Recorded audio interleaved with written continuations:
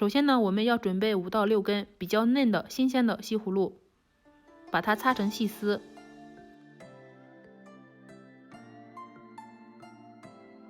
全部擦完之后，加入食用盐，杀出西葫芦里面的水分。抓拌均匀之后，先放到一边备用。接下来准备一些面粉，平时我们会用西葫芦做包子、饺子、馅饼等，都非常的好吃。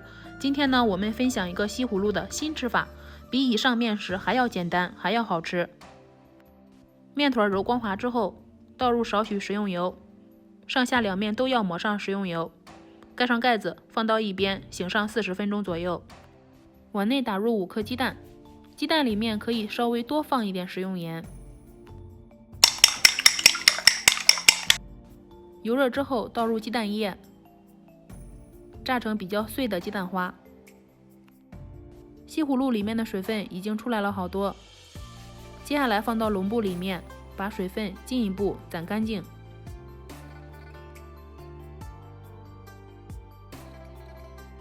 攒好之后放到案板上，用刀剁碎，稍微多加一点食用油，先搅拌均匀。加入玉米面粉，可以吸收里面的水分。接下来把炸好的鸡蛋花倒进去，加入13香、蚝油、鸡汁，再次搅拌均匀就可以了。醒好的面团不用揉，直接按压一下，用刀分成4份。取其中一份，把它整理成4边形，用擀面杖把它擀开。面团加过油之后，它的延展性会变得很好，可以直接用手拉。如果你的面团没有醒好，那还是用擀面杖擀吧。面皮的厚薄程度像这样就可以了，再把它整理一下，放入之前调好的馅料，涂抹均匀，从一头开始卷起来。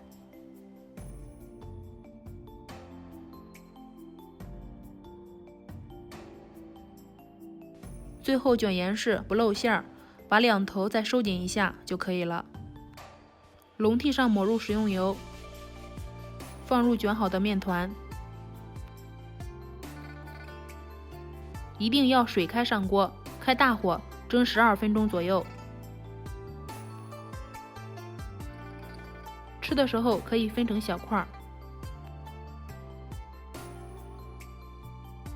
西葫芦这样吃特别的美味。和好的面团抹过油醒一醒，比直接和好面团用擀面杖擀开，它的口感会变得更加的劲道好吃。